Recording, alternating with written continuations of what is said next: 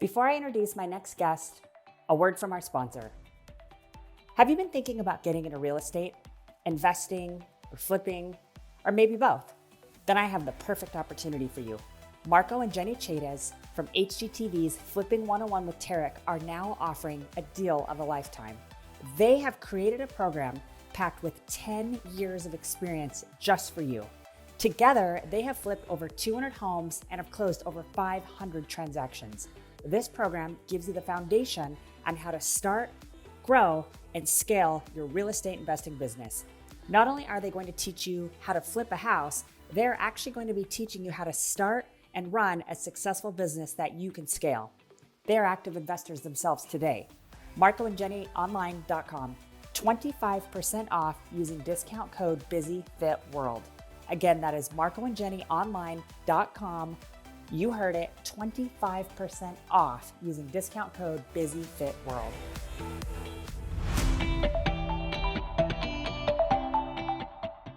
Welcome to the Busy Fit World podcast. I am your host, Wendy Lafayette. Thank you so much for being here. I'm really excited to introduce today's guest who hails all the way from Canton, Ohio, Clark Bartram. Not only has he been at the top of the fitness industry for over 30 years, but he's also a published fitness writer and master trainer. Clark has graced the cover of over 130 fitness magazines and starred in multiple TV shows and movies, including lead actor as Batman in the short film Dead End. He's the creator of the Maximized Man Elite program for men over 50, which we'll be talking about on the show. He's also a Marine veteran, husband, father, and mentor. Without further ado, Clark. Hello, Clark, and welcome to the Busy Fit World podcast. Thank you again so much for your time to be here today. One of the first things that I want to thank you for is serving our country, for being a United States Marine. I really appreciate your service. Well, it's my pleasure. I love being a Marine, and I'm excited to be here. So I'm ready to jump into this thing in the deep end of the pool with both feet, all of those different words and things we use to describe just going all in on this. 100%. And I also wanted to say happy belated birthday. I know that you just had a big one in October. Yeah, 59, man. I never in my life thought I'd be 59 years old, but I've never felt better in my life than I feel at 59 years old. And that's a true statement. I wasn't going to say the number, but you said it first. Hey, I don't. But I mean, that's what you do. We should all be proud of our age. Let me just say this with respect to women. I think this idea of not asking a woman her age is just stupid. I don't agree with it. We should be proud of our age. We should be proud of who we are. What is that's another one of these ageism things that we bought into that's a bunch of crap. So anyway. Because every lady who's much older than me, she always tells me that a true lady never tells her real age. In fact, I know someone that just won't tell me, like the lady who does my skin, my microdermabrasions and all that, she to this day will not tell me how old she is. So you said something, though, will never tell me their real age. So that means they're lying? That's worse than being honest about telling me. They haven't said any number. Okay, you did say real age, though, so that made me think, okay, were they lying about it? I guess it's an individual thing, but I still don't agree with it. I just think it's one of these things that what we happen to do in our Western culture is put some sort of negative spin on this number that has no direct correlation to who we are, how we contribute to the world, what great parents, what great employees or employer or whatever. It's like the scale. It's the same arbitrary number that means nothing. But no, I really like that analogy. No, because you're right. And we should be proud because when we're here and our heart is beating and we're breathing, that means we're here another day and we made it, right? So I like that. It's part of our dash, right? In our life, is our legacy. Yeah. Maybe because of you, I will actually start telling what the number is. Let's make it happen today. Let's make it happen right now, Wendy. Let's go. Let's say what it is. Okay, I'll think about it. Maybe by the end of the podcast, I'll say what the number is. Okay, so I thought what would be really good for our listeners is to kind of go back from the beginning. Let's start when you were about the age of 14, about your upbringing, talk about the influence that your mom had in your life, the influence that your dad had in your life, in terms of how that could relate to really anything you feel comfortable discussing. Yeah, I'll discuss everything. And I had I would call it a typical childhood because a lot of people that I talk to have very similar trauma in their past. But my mom was a single mom raising four children, two from one husband, two from another husband. But we are brothers and sisters like anybody else in this world. We love each other so much. We talk to each other all the time. And I think it was the trauma that we experienced at that age of 14 was probably the most critical time in my life where I saw my mom getting beat up. I got beat up. My brother got beat up. My sister said, I'm out of here. She dipped out and took off and married the first guy that she fell in love with and left with him. So a lot of that really honestly made me the man that I am today because I had to figure it out. Right?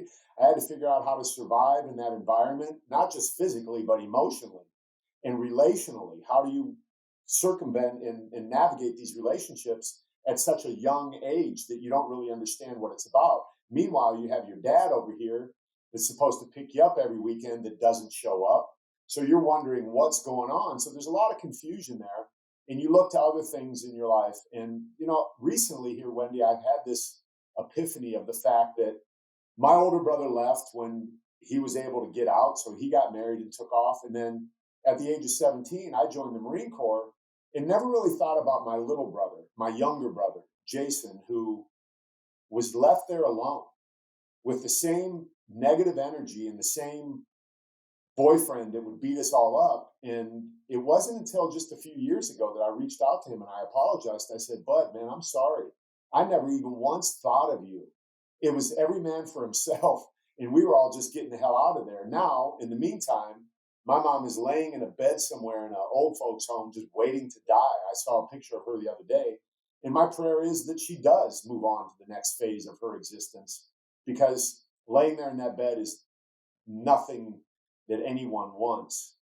So it's really weird to look at all of this now, kind of in hindsight, looking back on, man, I'm here today. And my best friend and I were having this conversation yesterday, as a matter of fact. He said, if we were at the age of 14 trying to predict who would end up where they ended up today, none of us would have ever guessed that we would be where we're at, having raised kids and done well in life and all that sort of thing. I'm like, yeah, we should all be at a different place for sure. I was just going to say it didn't sound like the odds were in your favor. And I'm glad that you brought that up because I was actually going to ask, since your sister had left, I was going to ask sort of who of your siblings did you guys or did you have to sort of look up to since your dad wasn't there as sort of that mentor, I guess, to kind of help you get through all that you survived emotionally and mentally, where you didn't go down that darker path of perhaps drugs, alcohol, self-medicating, if you will, dropping out of school, giving your mom all kinds of problems. Yeah. Well, I did all that. I did self-medicate drugs and alcohol at an early age. I had uncles that were handing me Quaaludes and different things that I shouldn't be doing, crystal meth. At the age of 14, 15, acid, all of this sort of stuff I was doing. And this is a great conversation because I've never been on a podcast where I've been this like detailed about some of the things that I did as a young person. And I'm not glorifying it, and I'm also not condemning it. I'm just saying that was my path in life. But it was my older brother Rocco, and he got in a lot of trouble. And matter of fact, my older brother Rocco is struggling today with some of those things that he carried through his entire life, and he's still doing those things. Where I, at the age of 17, when I joined the Marine Corps, it kind of put a pause on that, and it didn't keep me with the momentum that he might have carried it on with. But Rocco was one that always challenged me to be better. Matter of fact, the funny story is he graduated 4 years before me from this high school, Timken Senior High School in Canton, Ohio, and he was voted the sexiest guy of his class.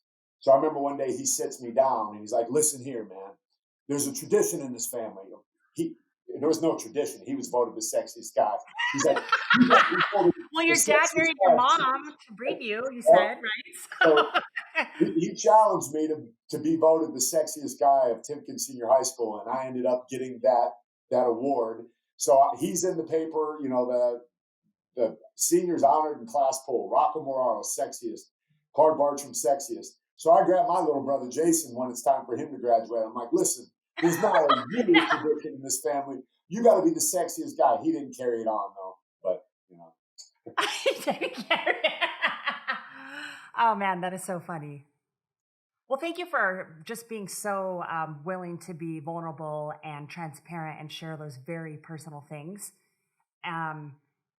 And to your point about joining the Marines, it sounds like changed the trajectory of your life 100%. Without a doubt. I remember sitting, it was my cousin and I. He's 23. He was 23. I was 17. And we had partied all night. We were hanging out at our girlfriend's house. We just woke up. We're sitting there in the morning, drinking a Michelob Light beer, smoking a joint.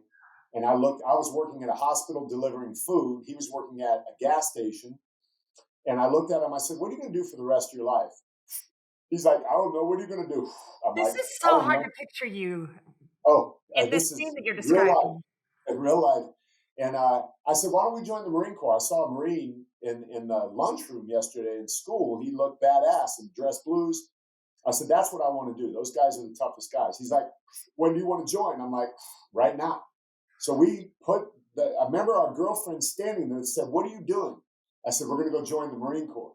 They said, when? I said, right now. We put the leave away. Hungover and everything. Went to the recruiter station. And when I got there, they said, you can't join. You're only 17. So it took everything to get my dad to sign. But my mom, right away, she's like, spread your wings, boy. When you leave, your room is gone. You can always crash on the couch, but that's it. When you're out of here, that is it. You're done. I said, I got it. And I never looked back. So you actually turned 18 in boot camp. Yep. And then how far away was boot camp from where you lived? Was it one of those where you got on the bus? South Carolina. I was in Canton, Ohio, so it was a few states away. And it was, matter of fact, we drove home from there. My dad came to see me graduate, and he drove me home when the actual drill instructors wanted to drive me home, because while I was in boot camp, there were a couple deaths that happened to some very important people in my life. And they called me in one time and told me, right now, I'm standing there in formation. They're like, Bartram, come in here. And they bring me in. All the drill instructors are in there. I'm like, this is weird. Something's going on. And they told me that a very good friend of mine had died in a car accident. And my other people were in there. And then my uncle, two of my uncles died. And they didn't tell me. But they ended up really taking a liking to me because, they just talked to me a lot and I worked my ass off. So the drill instructors wanted to drive me home because they had talked to my mom on the phone, because when she called to tell them, and, she was just a big, flirty, beautiful lady. And so they wanted to go meet her. But my dad ended up driving me home from boot camp. So, yeah. And then what is it that you ended up doing in the Marines? Aside from, I read that you actually got to play rugby, which I think is amazing. I didn't know that was a thing in the Marines. But so was that what you got paid essentially to do that? But then what was your actual role, out of curiosity? So my MOS, as we call it, military occupational specialty, was 1391, which is a bulk fueler. When I took my ASVAB test, that's the entry test to get in to see where you qualify. Do you want to be a rocket, engineer or a gas station attendant? Well, I was a gas station attendant, basically. I was the lowest bottom line that you could get because I wasn't the smartest guy in the world. And I didn't really apply myself. I just filled out this thing real quick. And I wanted to be a heavy equipment operator, but I didn't even score high enough for that. So my job was filling up airplanes and helicopters with gas. You come to find out that if you're in war, that's the first person that goes. Well, one of the first people, because if you take out the fuel, you take out the ability to move. So it was actually a pretty important job that I had, not unknowingly, but I always managed to rise to the top. So while I was doing that job, I would get the attention of the commanding officer, and I end up driving the commanding officer around, or I had these special jobs that they always put me in a place, and I started to figure it out. I'm like, if I work hard, I don't have to work hard, right? If I show up looking like a Marine and acting like a Marine and performing like a Marine, I don't have to do what all the other Marines are doing. I can get special attention.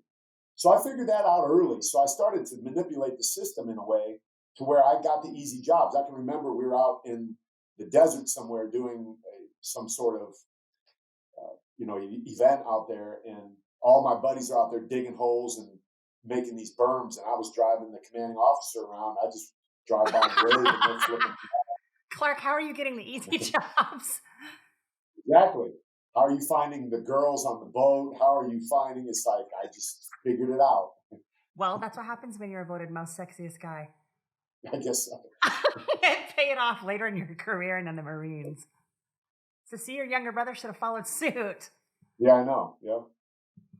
Okay, and then my guest last week, William Algren, he is also a Marine. He actually retires officially at the end of next month, which is really exciting. After 21 years of being a drill instructor, one of the things he talked about that I wanted to ask you was about the exit strategy out of the military back into civilian life. He said that's really important. It's not always smooth. So back when you got out, what was the exit strategy and how did you transition from the military to civilian life?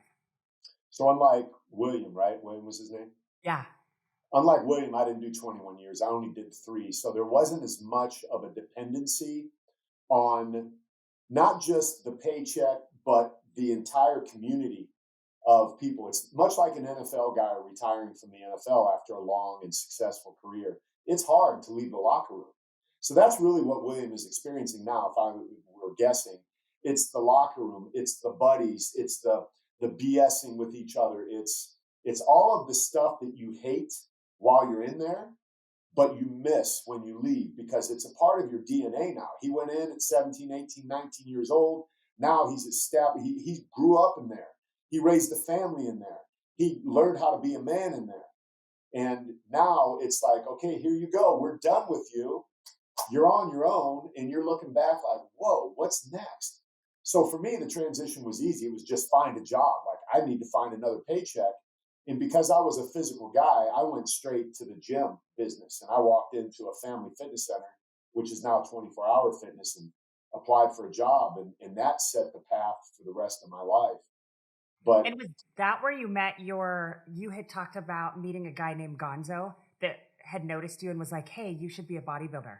Because I like the fact that you went back and you actually name names and you actually thank people that you've met along the way in your career to get where you're at now. And I think that's really cool. So do you want to talk a little bit about that? I can see Gonzo in my mind like it was yesterday. He was a kid from East LA. He always had a Porsche, and I never understood how he had a Porsche in the Marine Corps. And he was always big and buff. So as much as I thought I had it figured out, Gonzo really had it figured out because he still had a connection back in LA, and we come to figure out that he may have been having a little extracurricular activity as far as he knew about steroids before any of us knew what steroids was, and he was just jacked. And I remember coming in after it was rugby practice, then we went to the weight room, and there was this mirror. It said something to the effect of, are you a good Marine, or something like that above it. And it was a giant mirror meant for you to stop and take a look at yourself to see if you fit what a Marine description would look like. And I remember me and Gonzo standing in that mirror, and I was probably 165 pounds, but I look identical. Matter of fact, my hair was probably the same.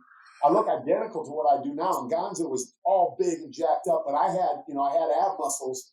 And he's like, dude, you could be you have what it takes. I'm like, bro, I don't want to look like you. I can remember standing there in that mirror. But he encouraged me, so he started taking me to the gym at the 12 area on Camp Pendleton, and we started lifting weights together. And then suddenly Gonzo disappeared. I don't know whatever happened to him.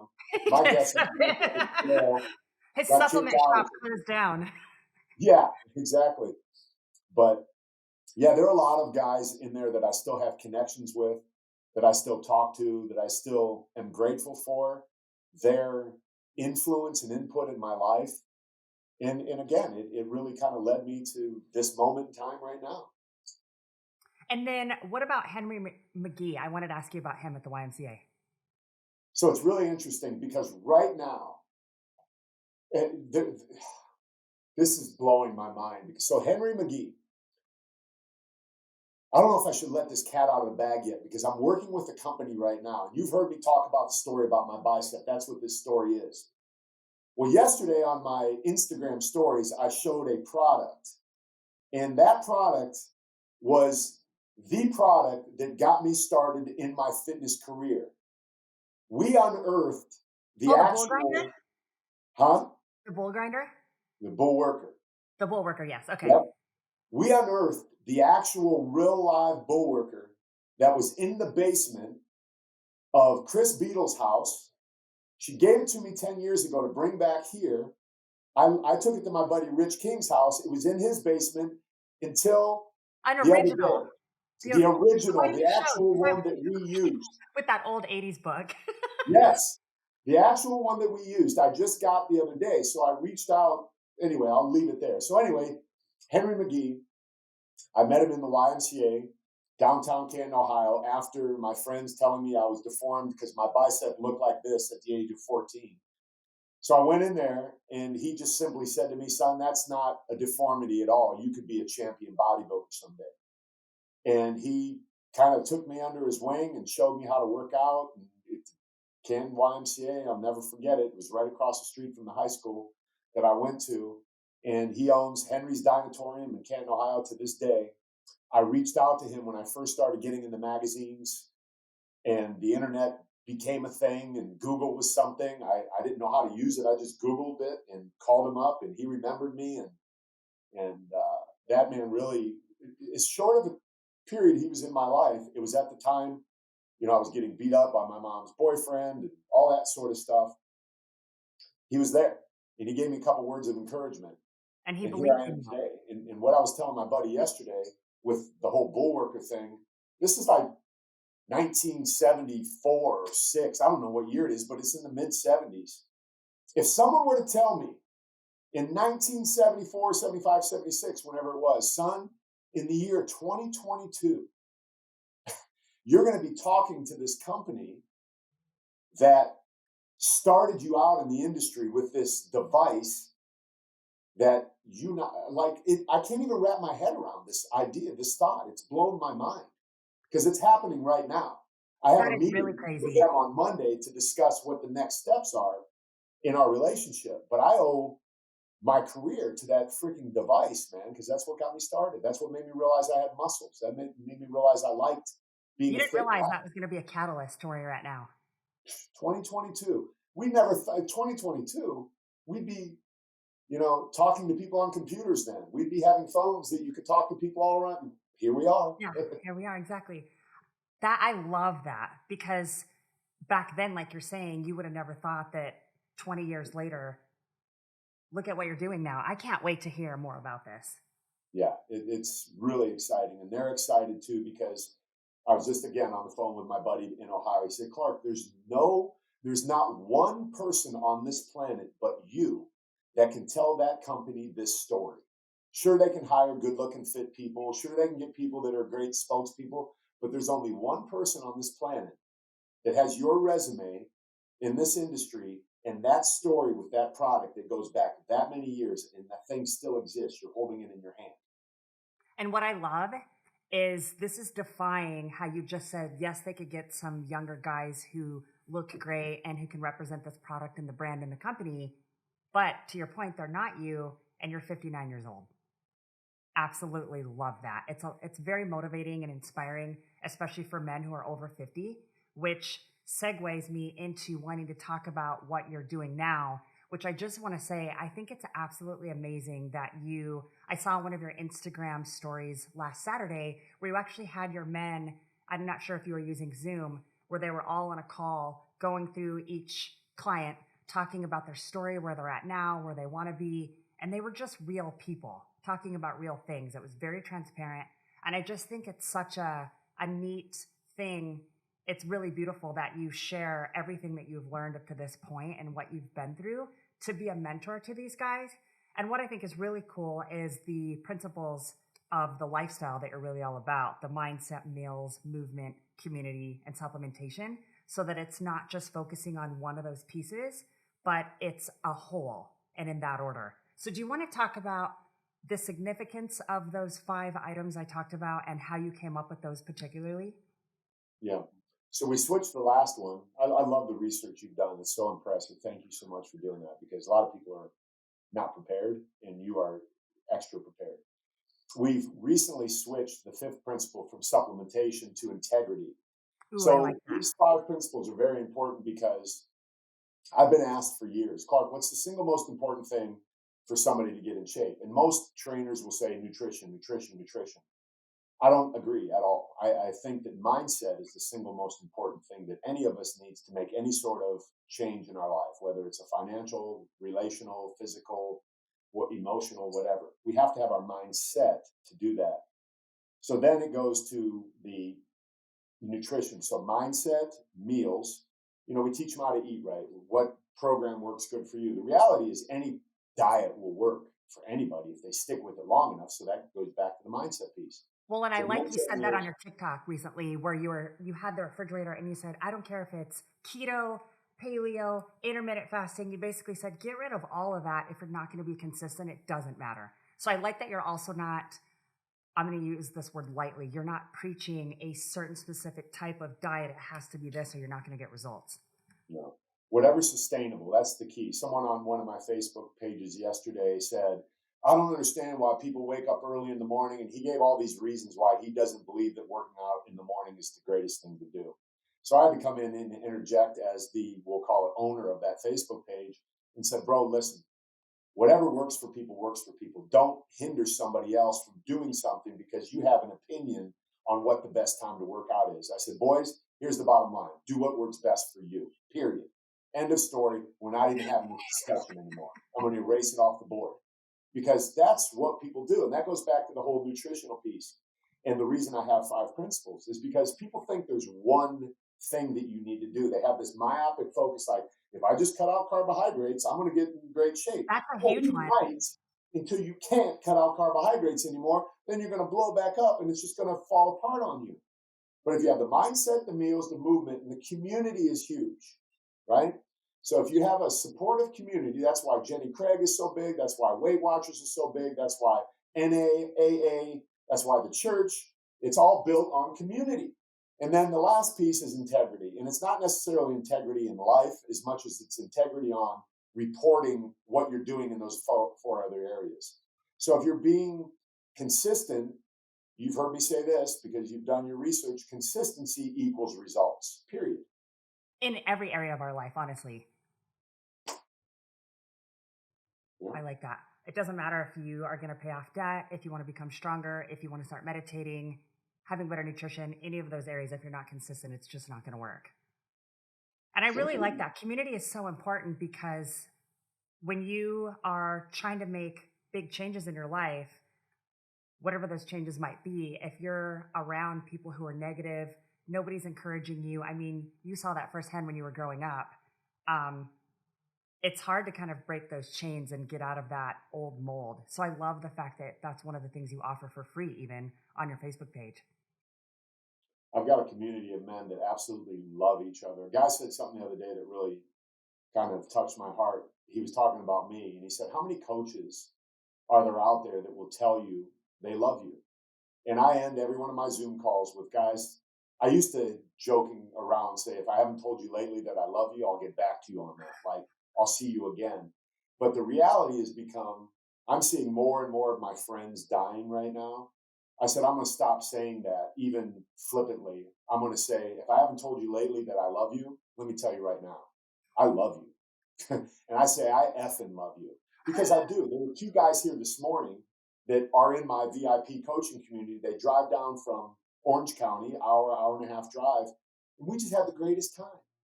And it was so cool because we were walking up the hill together. And one of the guys in the group said to the other guy in the group, he was talking about being in AA. And the other guy said, dude, that's how I know you. I was at an AA meeting one time and you were up there sharing. I'm like, wait a minute. This just happened when they were with you? Yes. They didn't know until we were walking up this hill right here. I'm like, this is epic. This is epic. And I just watched their relationship go poof.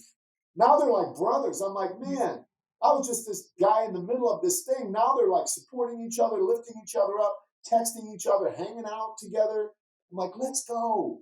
But you were a catalyst of that. And I think that's such a beautiful thing to share and to serve other people. The world needs a ton more of that. And so I can't thank you enough for just being a leader and motivating these guys, mentoring them, providing inspiration, just sharing all of the knowledge that you've learned throughout the years. The reality is, Wendy, I'm not the smartest guy on the planet. There's so many people on the internet that know so much more than me, but you'll be hard pressed to find anyone else that loves people more than me and really cares about getting them results and is unintimidated by being honest and real and in your face. Because I realized that at the age of 50, 60, 70 years old, you got to have someone to talk straight to you. But you got to have someone to talk straight that's actually living that lifestyle so you can respect and listen to them. And that's why I just continue to work so hard to stay in shape and actually do what I'm telling them to do. Otherwise, And I they're not think going to listen to you.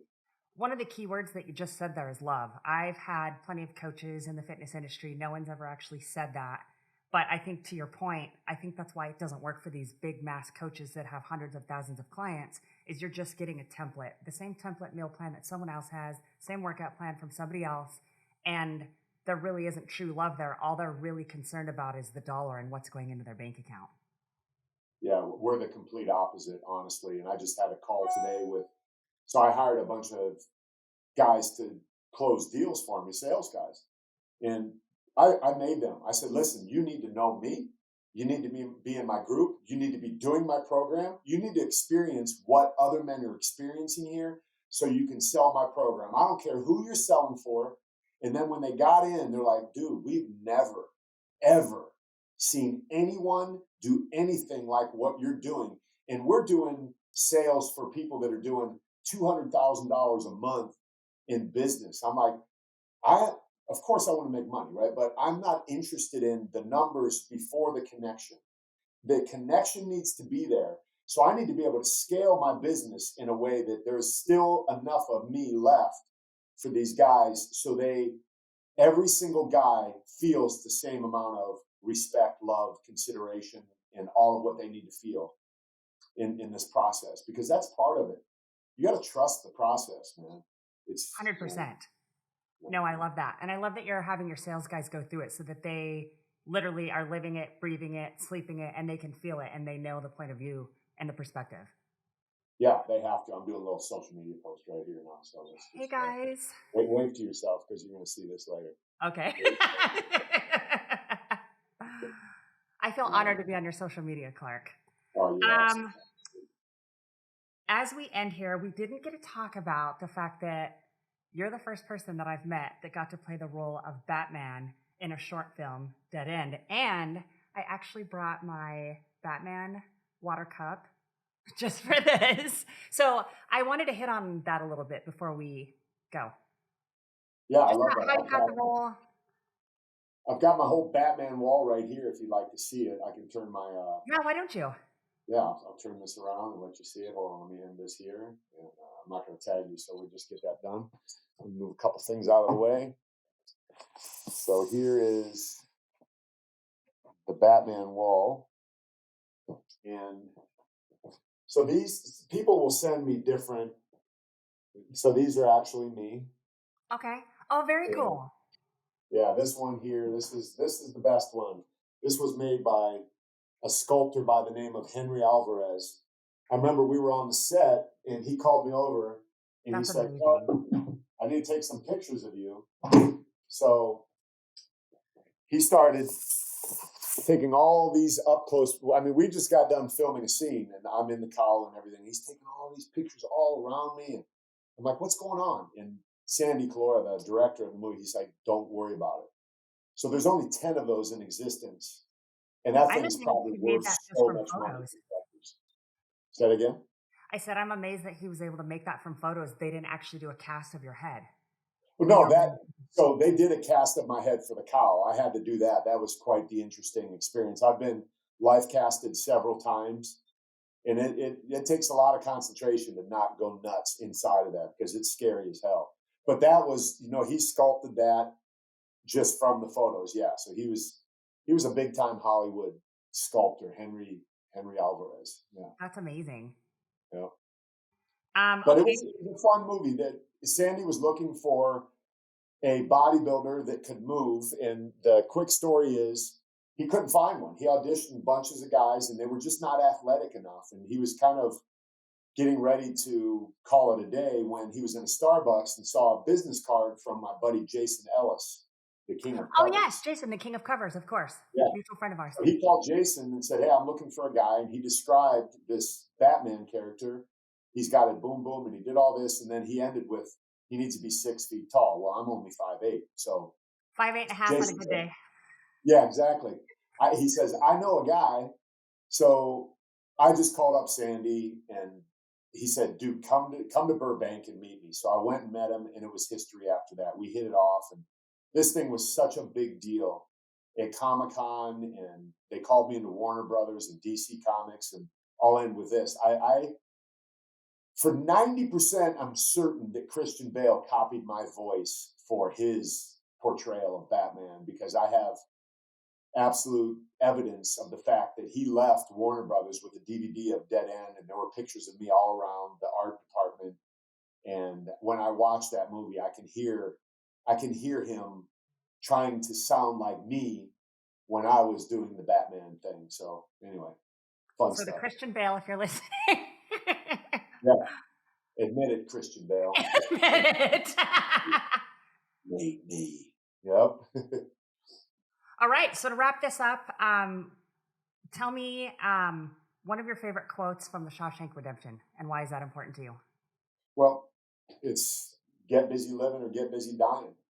It's such a good movie with such a great story behind it. And that scene specifically, when he says that, man, it really resonated with me. And when I started coaching men over 50, I realized that most men over 50 are getting busy dying because they think life is over. They think, They based do. upon what we had talked about earlier, this concept of after 50, life is over with. And I'm like, no, man, you've raised your family, you've made your money, you've done everything, but you haven't achieved the body that maybe you had in college or high school when you were an athlete or what you've envisioned in your mind. But now's the perfect time to do it. So let's get busy living. So that's become the mantra of what we do. And so many guys have taken ownership of that. And I always throw it back to Shawshank because that's really what it comes down to. And I put off the end of it because I don't even want to think about that. I don't want to get busy dying because until we make a decision to get busy living, that's the reality. We're going to be looking at all of our friends in the obituaries. We're going to be talking about people who are no longer here. Those are conversations that I don't want to have. I want to play football. I want to run around. I want to jump and have fun. So after this, shoot, I might go to the beach. I might go toss a football around. I might go do another workout. But I'm certainly not going to sit here and go, I'm just waiting to die. That's not me at all. Yeah, it's really sad when I hear people say that, men and women. It's conditioned behavior. It's what we've been taught. At the age of 14, I thought in 2022, shoot, I'll be almost 60 years old. Oh my God, I'll be done with. Never in a million years would I have been able to wrap my little brain around the fact that I would be in the best shape of my life, feeling as good as I do at such an old age, right? That's such an old age for an old guy. Yeah. And the last thing I was going to ask you about is if your kids took interest in health and fitness the way you did, because what a great role model. I mean, it sounds like you did and do, and you are everything that you didn't have growing up. So I think that's amazing, especially for them to have that. Yeah, Wendy, I just picked up my daughter from the airport the other day. She was in St. Louis, and I always say she's the best athlete of the family. And I was telling her that when I was bringing her home from the airport. She just won a dance competition, and she does pole dance. So I don't know how much you know about that activity, but it's not in a strip club. It's actual acrobatic strength. You know, I guess the ability to dance and all that sort of stuff. But it takes a strong person to do that. So she won this competition. And I said, Taylor, I knew you were going to win because you're always the best at everything. She's got such a competitor's heart. My son was a Wonder where she gets that. full ride scholarship athlete as a quarterback in football. And that's one of the hardest positions you'll ever play in any sport because you have to be smart as well as tough. So they're both very, very active in fitness in their own way. My son now is taking an interest more in lifting weights. He wants to get buff now where he never wanted to be buff before. Because I can't imagine what it was like when he was in high school and I was the strength and conditioning coach for his football team. All the kids saying, "Why don't you look like your dad?" He probably hated it then, but now he's starting to embrace it. So that's cool. He's like, "Hey, Dad, can we lift now?" Yeah. And then one of the things that I wanted to touch on a bit too was your product Nanotest. No longer in existence. I don't even know what that is. It's not a thing in my life anymore. It's gone. Okay. Yeah. But I'm creating a new version of a natural test booster, and it's right here. These are the final samples, and this is a little hint to your audience that what it's going to be. So it looks like a gummy. Yep, this is sample number 5 right here, Gen 5. So you can see how many different versions I've gone through. Matter of fact, I'm gonna take these right now, and this is just packed. Like you're getting exclusives here, Wendy. I don't think you understand the whole Bullworker thing and this. Nobody's ever getting behind the curtain like this. Smells good. Yeah. Can I have one? Yep. No, I love it. I think everything that you're doing is amazing. You have knocked down doors. You have overcome barriers and obstacles. I mean, I love that you are a man of action. When you say you're going to do something, you're doing it. When you said you were going to write a book, the books are out. It's not that you're thinking about doing it. You know, you just have so much energy. I think age definitely, like we were talking about in the beginning, it literally is just a number, especially with you, and you're proof of that. Well, I appreciate those kind words very much. This is so much fun. I'll do this anytime you want to do it. I'm all about just, doing my best to put good energy out there. Yeah, we might have to do this more often. In fact, I was asking a couple of other industry buddies of mine if they knew you. Kevin Lawrence, CEO and founder of Power Crunch. I'm going to have him on later. Okay. And then Barry Turner, CEO and founder of Lenny and Larry's Protein Cookies. You need to hook me up with some of these people. We got to make some connections. Heck yeah, absolutely. And Jason we need to talk offline about some sort of you be my manager and connect me with some of these people and make relationships happen. Hey, glory to God. That's all I have to say. Let's do it. Yeah. All right, Clark. Thank you again so very much. Again, I can't thank you enough for serving and for sharing your story. You are definitely, one of the things I love is you're just so relatable. You are the guy that any other man out there, regardless of their age, can just look at and go, hey, I can be like him, And it's possible too. And if any man wants to, just go to my website, maximizemanelite.com, and check it out and decide whether or not you want to fill in the form to book a call with one of my strategy coaches, and we'll see what's next. Yeah, I absolutely love it. All right, Clark. Well, enjoy the rest of your day. Nice double biceps there. And we'll talk offline. All right. Okay, thank you. See y'all. Post-show takeaways with Clark.